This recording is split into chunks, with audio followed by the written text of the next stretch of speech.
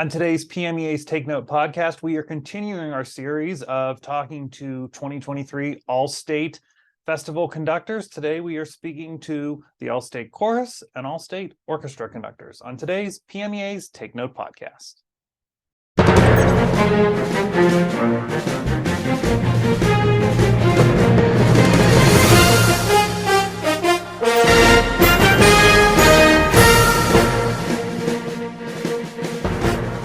Well, hello, everybody, and welcome to this edition of PMEA's Take Note podcast. I'm Mark Despotakis, and today's edition is another in our series where we are previewing this year's All-State Festival, which will be happening in the Poconos at the Kalahari Resort. And so we're going to be talking to all of the guest conductors that are part of the All-State Festival. And so today we are talking about the All-State Chorus. So I'm really excited to bring in Dr. Amanda Quist, who will be joining us in the Poconos to be our guest conductor for the All-State Chorus. Amanda, thanks for joining us. Yeah, thanks for having me. I'm really looking forward to this. Yeah, it's going to be awesome. So let's have everybody kind of get to know you, a little bit of level setting here. Give us the thumbnail sketch of your bio. Who is Amanda Quist? Sure. Well, professionally, I currently I'm the director of choral activities at the University of Miami's Frost School of Music. And I teach several choirs. I direct the graduate program in choral conducting and basically oversee all things choir at the Frost School. And prior to my position at Frost, I was the chair and associate professor of conducting at Westminster Choir College for a number of years. And so I'm very familiar with Pennsylvania, been there many times, and just very much looking forward to coming back and making music with everyone. Yeah, and we're really looking forward to having you there. So let's talk about the musical program that you have selected. That's what all the students are excited about, and of course, everyone's going to see the concert about. Talk to us about the program. Yeah, when I pick programs for all states, I try and think of it sort of almost like a movie. I want to pick a variety of things so that there's contrast, there's a storyline, there's a sense of just contrast from one piece to the next. So rather than doing all of the same kind of thing, I try to pick stuff that is considered early music, stuff that's modern, and everything in between, and also try to present kind of a variety of cultures and backgrounds. So a couple of pieces that, I'm excited about everything. We have a beautiful arrangement of Handel's Awake the Trumpet's Lofty Sound, which is just a really great Baroque gem. It's a lot of fun to sing. But one of the pieces I'm really excited about is actually a piece my husband and I wrote called Threads of Joy. And we wrote this piece in 2018. Interestingly, right after we found out we were expecting my son, Alex, who's now 3.5. And we found this beautiful poem by Laura Foley and set the piece for the Westminster Vocal Institute. And it has been now performed all over the world. And I'm really excited to get a chance to hear this incredible all-state choir sing that piece. A couple other pieces I'm excited about. We're doing 2 settings of South African folk songs that are arranged by Michael Barrett, who is a South African choral conductor. We're doing tuba and Napla Kudibede. And then we're going to be doing a gorgeous piece called There Was a Time by Elaine Hagenberg, which is a gorgeous setting of a piece that she wrote actually in memory of a young girl whose parents requested it on behalf of their daughter, who sadly they actually lost.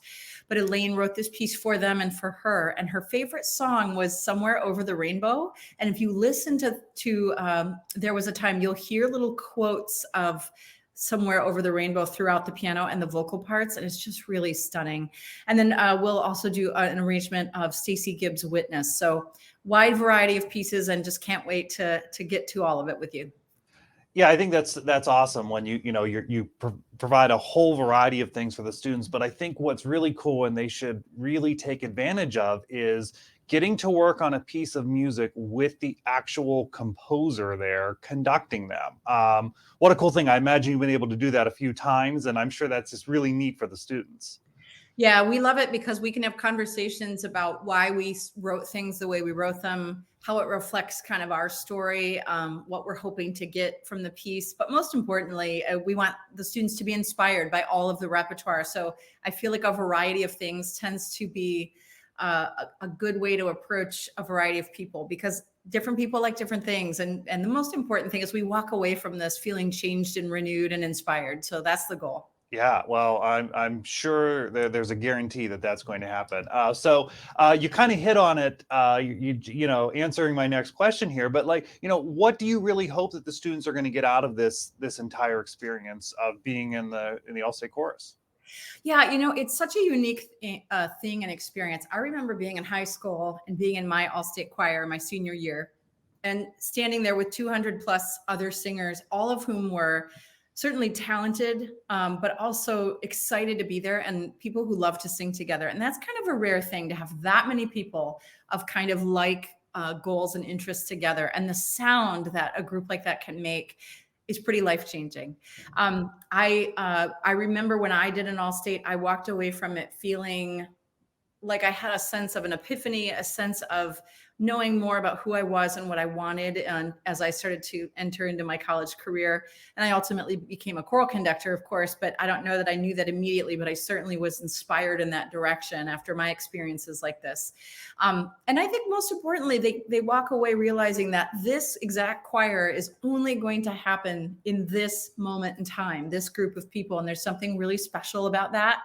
And that we make music together in a way that we feel connected, and we feel a sense of community and a sense of storytelling. So I love those elements of this. And I love getting to work with high school singers. They tend to be smart and thoughtful and talented, but also open and willing to try things. And I think most importantly is that we grow and we share our stories. Yeah, and I so appreciate you talking about this. It's such a unique experience, and remember, everyone, take advantage of that and remember those things. So let's talk about what it's like then for you. And we've talked about from the student perspective, but what is this like then for you, coming in and you know, literally dropping into the Poconos for a few days with all these musicians and making something happen? What is that like from your perspective?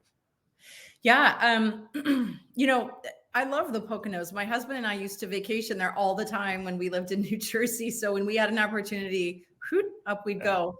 And I remember, you know, staying in cabins and things, and it would warn us of bears and all. I mean, just fabulous. And we love to fish and all that. All of that is sort of irrelevant, except for the fact that we love the area. And most importantly, I love the people. I love getting to meet people and reconnect with hopefully teachers that I've met in the past, especially through my time at Westminster, being in that region. And so the experience is always a little crazy. You walk in, you've never heard this group of people before, but it's exciting because it's this instrument in front of you that can do anything. And I just feel lucky. I feel like I have the best job on the planet to get to come and do things like this. And so I'm just excited and can't wait to meet everyone. Yeah, and so we don't have to worry about the bears, because let me tell you, the resort is incredible for the students who've not been there yet. It's amazing. And that we have not seen bears in the building yet, so they don't have to worry about that at all.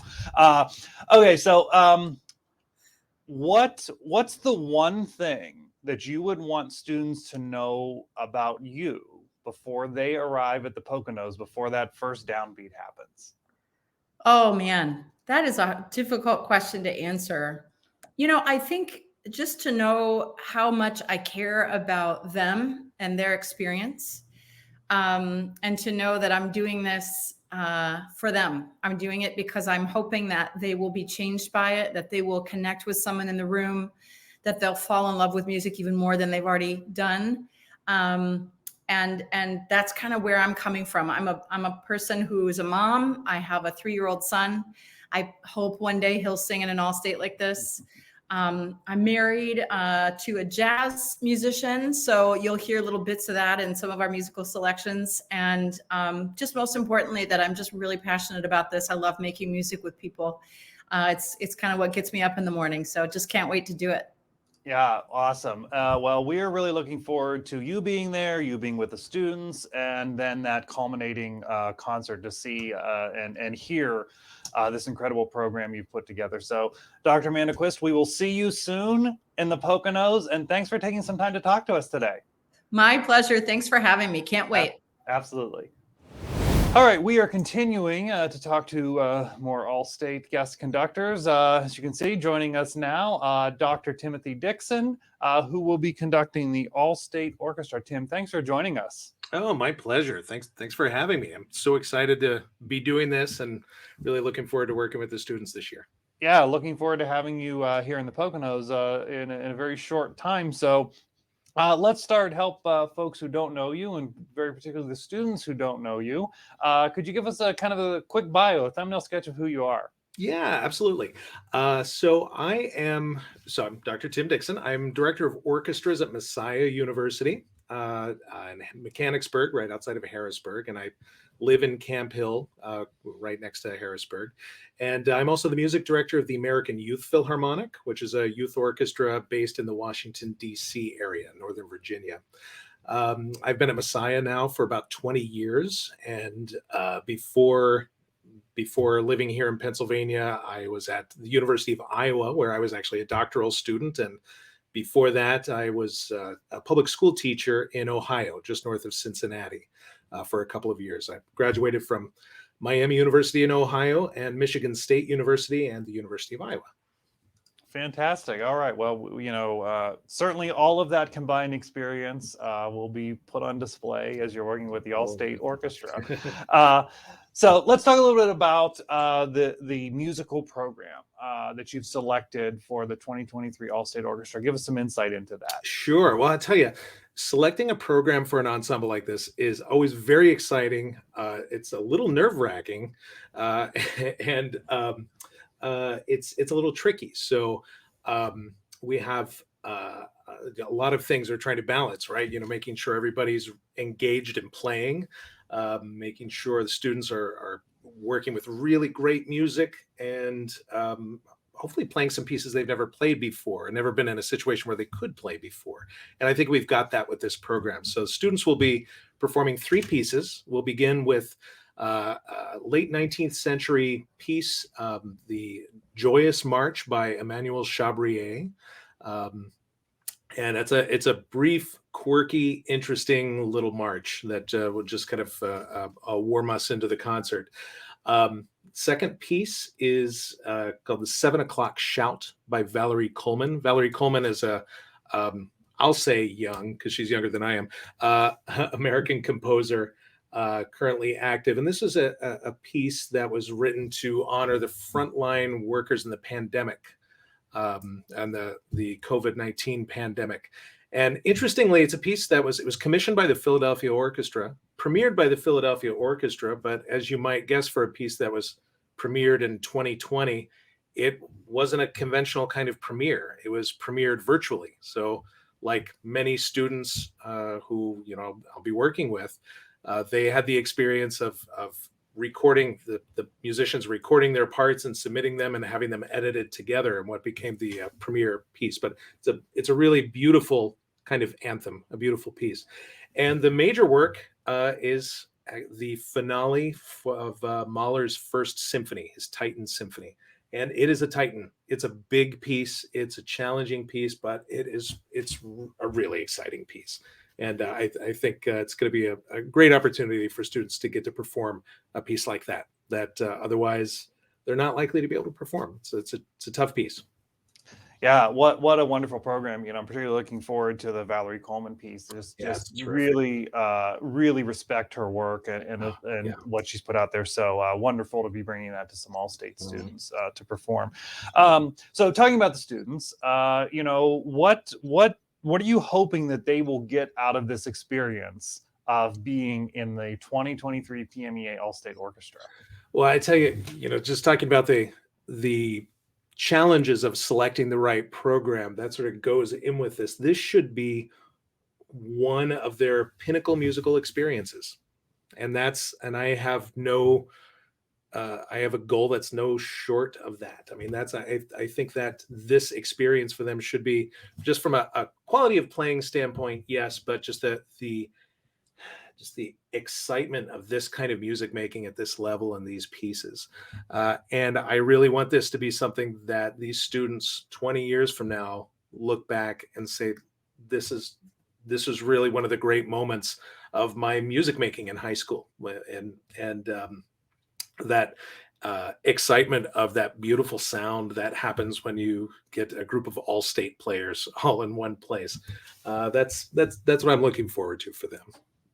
All right, so let's flip the podium then, if you will. And what's in your mind? What's your mindset? What's it like for you to come in and do an all-state festival? As I kind of say, like you just drop in and this thing happens over, I'd say days, but it's actually hours. It's just hours, right? Yeah. It's so fast. What's that like for you? Oh, I tell you, it's of course it's very exciting because these students are well prepared. They've accomplished a lot as musicians, so there's just a lot of raw talent and ability that's there.